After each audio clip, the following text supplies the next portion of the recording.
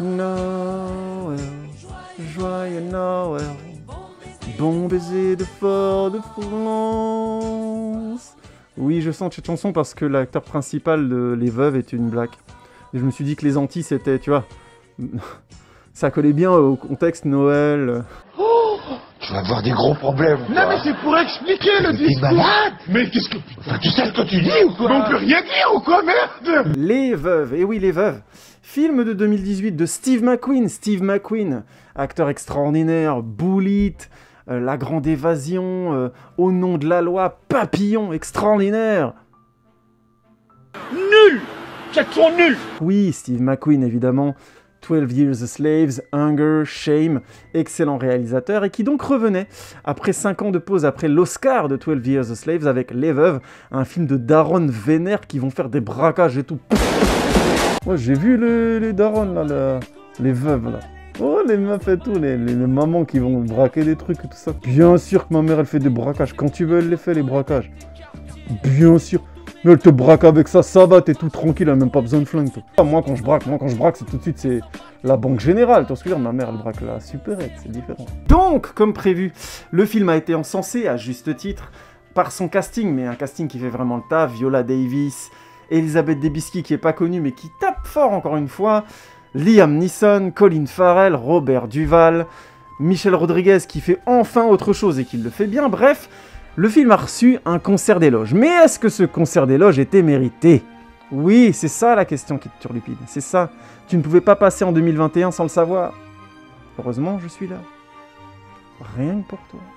Tirez-vous les foutus! Oui, mais voilà. Avoir un beau casting, c'est une chose. Savoir le mettre en scène, c'en est une autre. Et là, il faut admettre que Steve McQueen, il sait faire fort. Dès l'introduction, en croisant la scène du braquage et le quotidien, des moments furtifs de quotidien entre ces femmes et leurs compagnons voleurs, on sent tout de suite la densité des relations, la densité émotionnelle, l'importance et la gravité de ce qui se produit au moment du braquage, mais aussi tous ces petits riens qui font qu'un couple gagne en force et en cohésion. Et ça, bah, c'est Steve McQueen, quoi. C'est la capacité de dire à toute l'équipe de tournage quand il y a 200 personnes. Bon, vous fermez tous vos gueules, ok? Il y a les acteurs qui vont jouer, là. Ok? Maintenant, les acteurs, vous jouez. Quoi? T'es fatigué, t'as mal à la tête, tu joues maintenant, c'est tout! Tu te prends pour qui? Depardieu? Donc oui, c'est cette capacité à un moment donné à mettre les acteurs en confiance, à leur laisser le temps de vivre quelque chose, de proposer des choses.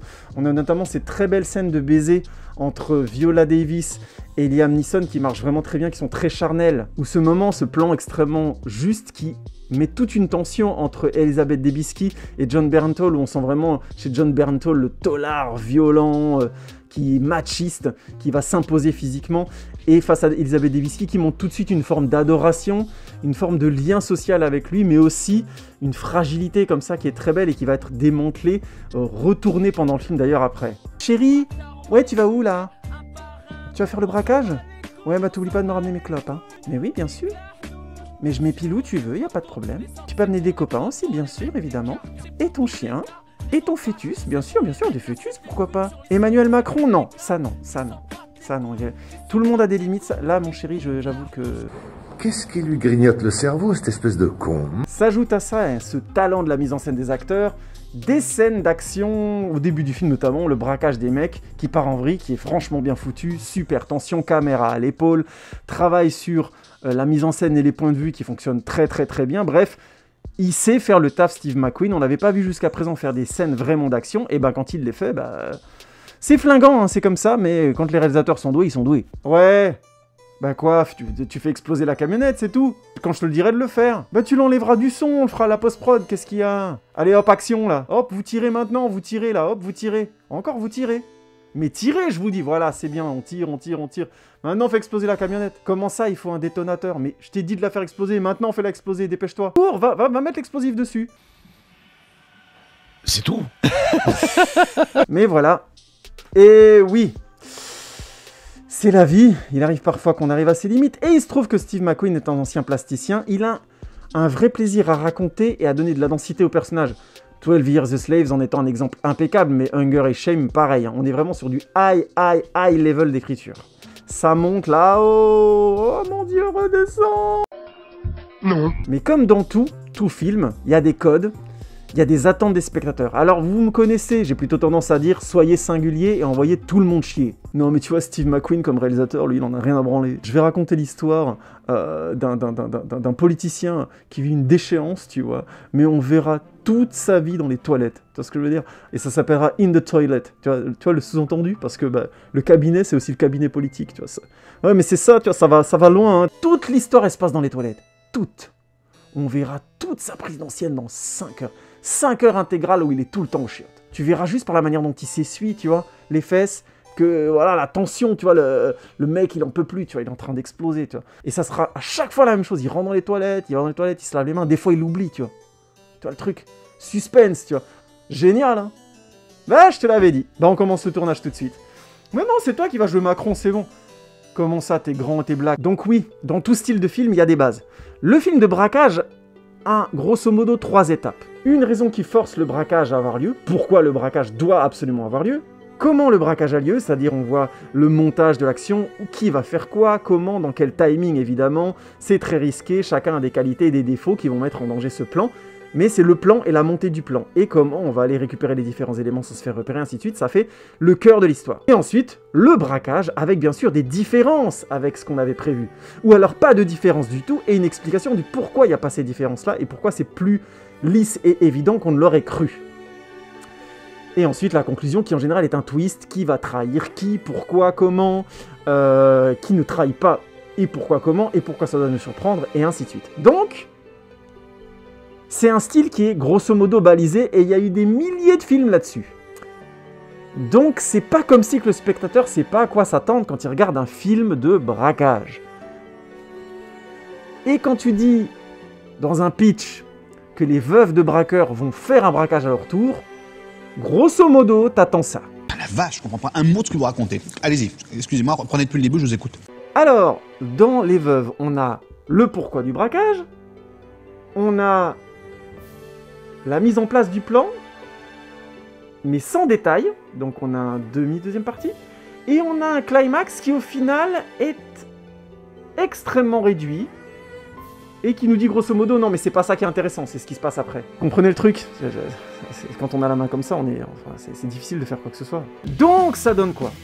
Bah ça donne un film un peu étrange, où au final on aurait pu avoir une montée émotionnelle d'une densité incroyable avec des personnages extrêmement bien écrits, un casting qui envoie du bois, qui irait se résoudre dans une scène d'action dingue ou au moins une scène de tension de braquage folle, qui se rejoue finalement de manière assez indolore, le braquage étant finalement très secondaire, voire même tertiaire. Les Veuves, c'est très bien écrit, c'est un très beau film avec un high level d'interprétation, mais laissez tomber l'idée d'un film de braquage, c'est pas très intéressant à cet endroit-là. C'est juste un excellent film de personnages, un excellent film de relations homme-femme, et un très beau film, je pense, sur la définition du rôle de la femme dans une société encore moderne. Chapeau bas, monsieur Steve McQueen. Sans compter évidemment encore un excellent discours racial sur les États-Unis. Je vous laisse découvrir, ça envoie du bois. Du coup, les veuves, bah, ça fonctionne vachement bien, mais on ne peut pas s'empêcher d'être déçu parce qu'on nous avait vendu un film de braquage dès le départ. Alors, qu'est-ce qu'on fait à partir de là? Eh ben, on écoute The Good Post, évidemment, The Good Post 26, parce qu'il n'y a pas que ça, il n'y a pas que la critique des veuves.